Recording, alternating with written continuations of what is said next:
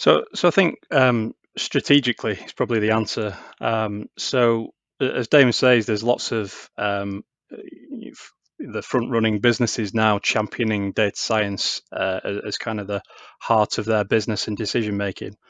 So every business now knows they need to adopt a more data-driven decision-making process.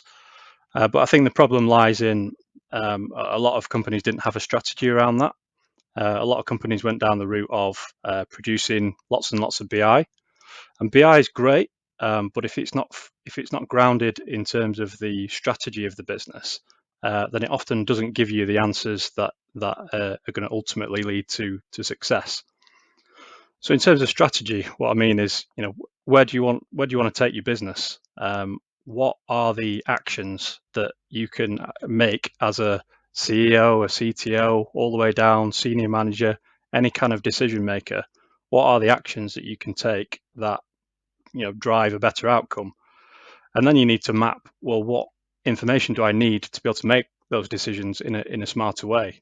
And if you map that out in a bit of a framework, you get an idea for where you've got gaps, where your current data that you've got can answer those questions, where the current data that you've got can probably answer those questions with some enhancements. So, say, data science techniques to create forecasts or intelligent benchmarks or comparison groups for the decision that you're trying to make, or where you need to get out and acquire new data sources or onboard third parties to actually help you make those decisions.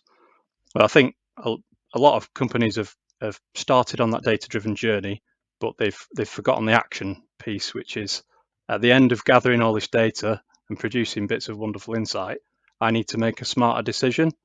What is the one KPI that's going to help me make that decision?